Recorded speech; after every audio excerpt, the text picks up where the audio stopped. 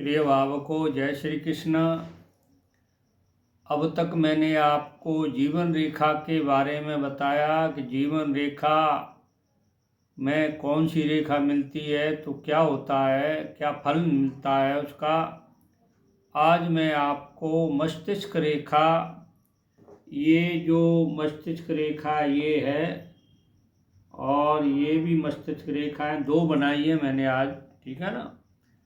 तो देखिए, ये मस्तिष्क रेखा यहाँ जीवन रेखा से मिली हुई है, यानी ये जीवन रेखा है, यहाँ जीवन रेखा से मिली हुई है। और यहाँ ये मंगल पर्वत तक आती है। मंगल पर्वत दो होते हैं, एक यहाँ होता है, एक यहाँ होता है।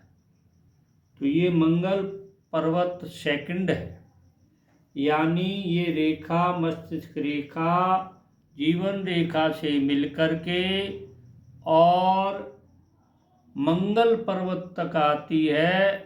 ऐसा व्यक्ति बुद्धिमान होता है, स्थिर बुद्धि वाला होता है और अच्छी स्मरण शक्ति वाला होता है।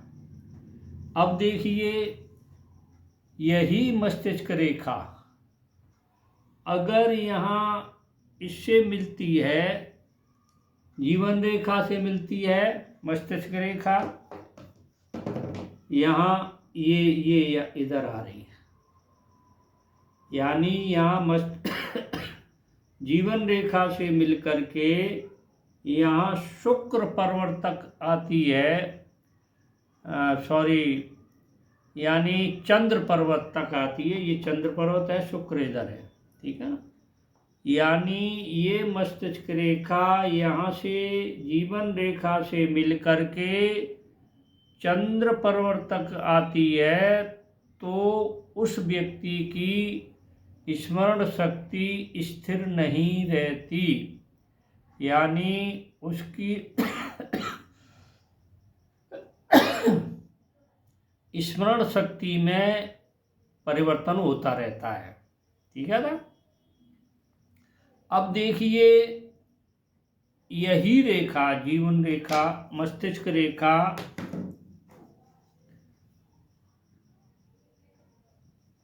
यानी ये मस्तिष्क रेखा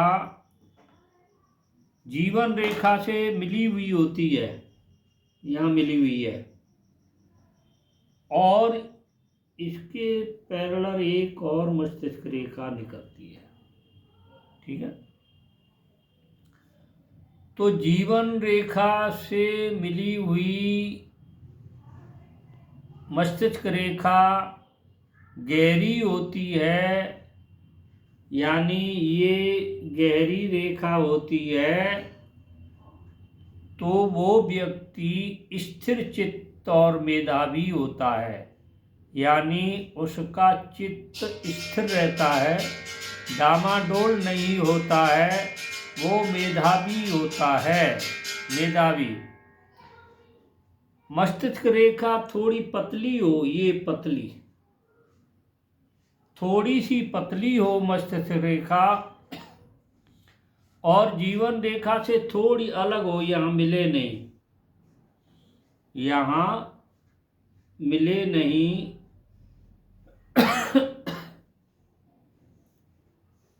ऐसे हो, तो वो रेखा मतलब जो मिली नहीं है और थोड़ी पतली हो,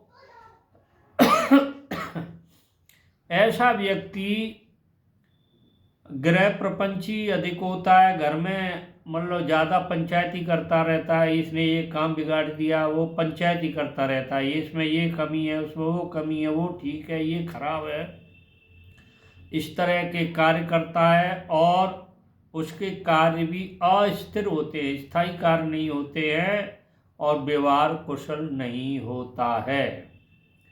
यानी ये रेखा जीवन रेखा से अलग मोटी हो, यानी इससे रेखा से अलग हो और मोटी हो,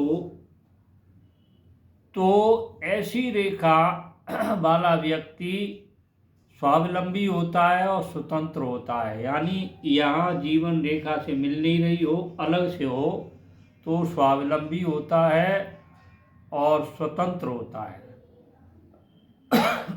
अब देखिए, ये जो मस्तिष्क रेखाएं हैं अभी आपको बताई गई हैं, अब ये यहाँ जीवन रेखा से मिल रही हैं और एक रेखा यूं आकर के यूं निकल जाती है और एक रेखा ऐसे मोटी हो जाती है। ठीक है, इनके बारे में जान लीजिए। यानी मस्तिष्क रेखा लंबी चंद्र पर्वत तक जाए, यहाँ तक आए, यानी मस्तिष्क रेखा यानी जीवन रेखा से मिलकर के और चंद्र पर्वत तक आती है, तो ऐसा व्यक्ति भावुक होता है, मस्तिष्क पर अधिक जोर नहीं देता है और धोखा खाता है। ठीक है ना। अगर यही रेखा मोटी हो, ये मोटी रेखा ऐसी रेखा मोटी हो और इधर तक आती हो, यहाँ जीवन रेखा से मिली हुई हो, तो ऐसा व्यक्ति धन जमा करने की शक्ति रखता है और धोखे इसको भी मिलते हैं, कमीनी आती, धोखे खाता है ये। इसलिए आज ये मस्तिष्क रेखा के बारे में मैंने आपको जानकारी दी है। अब इसका आप थोड़ा अध्ययन करें, देखें, बार बार देखें, ताकि आपको हस्तरेखा की पूरी जानकारी हो जाए। किसी के आगे हाथ फैलाने की आवश्यकता नहीं है। मेरे इस चैनल को देखते रहो और हस्तरेखा का ज्ञान प्राप्त करते रहो। जो नए जुड़े हैं मेरे चैनल से, वो मेरे चैनल को सब्सक्राइब करें, लाइक करें, शेयर करें। जो हमेशा से देख रहे हैं वो लाइक करें और शेयर करें, और जो देख रहे हैं अभी तक लाइक और सब्सक्राइब नहीं किया है तो कृपया करके आप सब्सक्राइब करें। जय श्री कृष्ण।